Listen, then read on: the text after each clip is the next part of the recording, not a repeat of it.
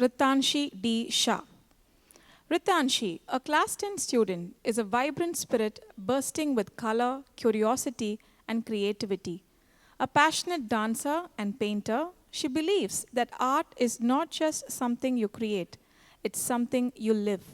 She finds beauty in movement, colors, and stories, and when she isn't creating, she's lost in the pages of a book or the frames of a movie.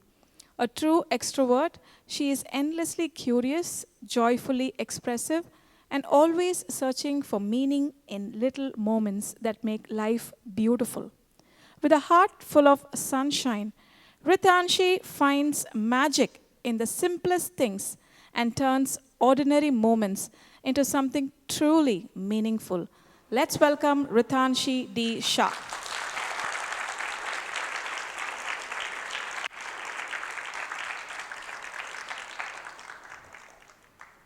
Have you ever been completely swept away by a story? Maybe you found yourself rooting for a character you once hated, or forgiven a fictional character for something you would never ever tolerate in real life. And be honest with me, how many times have you compared a real person to them and felt just a little disappointed? That's a cruel irony, isn't it? We embrace flaws in fiction, but in reality, we just reject them. Why? Hi there, I'm Ritanshi, and my topic for today is Lesson Between Lines. Fictional characters are literally built to be loved. We are given their backstory. We know their fears, their dreams, their heartbreaks. We see their whole story right from the first page. So we forgive them, we cheer for them, and we give them endless chances. But in real life, we often judge people based on one action, one mistake. This happens because in fiction, we are master empathizers. We are given a backstage pass to their hearts, their minds. We see the flashback to their childhood pain. We understand the villain's heartbreak. We are shown the why. Now, what if I told you we could take the most powerful tool fiction gives us, what we can call narrative intelligence, and bring it here into the real world? Now, narrative intelligence is our innate ability to understand a character's journey. It's why we never expect a hero to change in a single chapter. We wait with them through their training montages.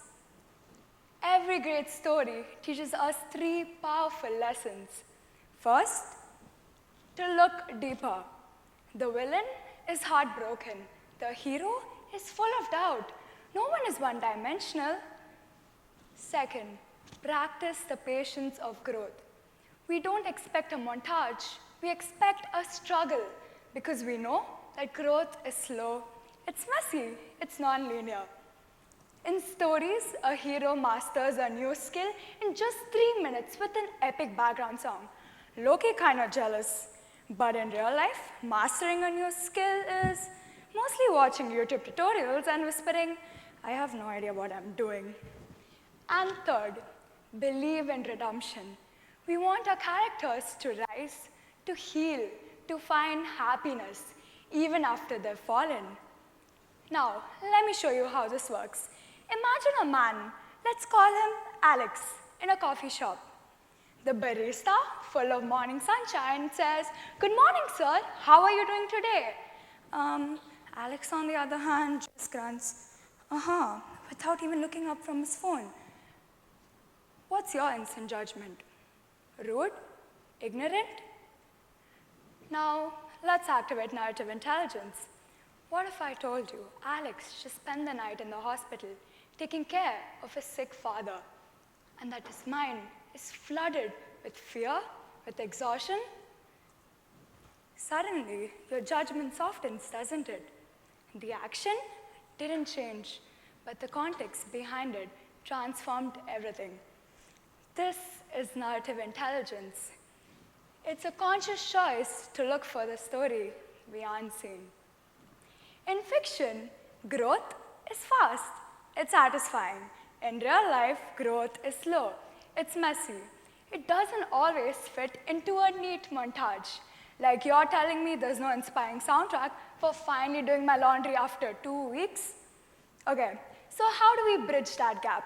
How do we keep the empathy without expecting real people to change as quickly as characters in a story? Let me show you what I mean. Everybody say hi to Jade Bieber. Now imagine, Jade Bieber is a person trying to grow. Yes, take a moment, appreciate my plan, guys. Okay, now, if we measured Jade Bieber's progress of growth the same way we measured our own, we'd start by pulling him out every single day to check his roots. We'd stare and say, grow faster, Jade Bieber. I believe in you. You've got this. And accidentally, we would kill Jade Bieber. But we don't do that because we understand that growth, real growth, happens invisibly, underground. We water it, we give it light, we give it the time to grow. We shower it with lots of love, with lots of care, and we celebrate its one tiny leaf like it's a major victory, because it is. That's the kind of patience stories teach us. Let's stop pulling people up by their roots. Let's give them the time, the light to grow. When we ask what chapter they are in, we stop seeing people as mistakes and start seeing them as stories still unfolding. In real life, we always judge people based on one action, one mistake.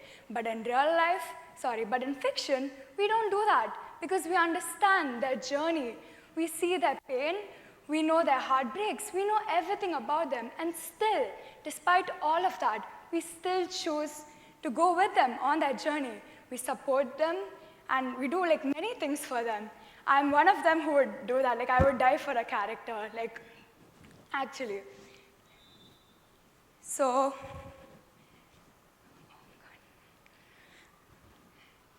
you all thought I forgot my lines, didn't you? Well, guess what? I didn't. This just proves something so easily, how we fill in the blanks. We judge people before we even know their stories. But in fiction, we don't do that. I used to think my favorite characters taught me empathy.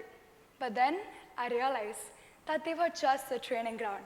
Because the real story, the one we're showing up for, is happening here, in the real world, with real people, with you, with me.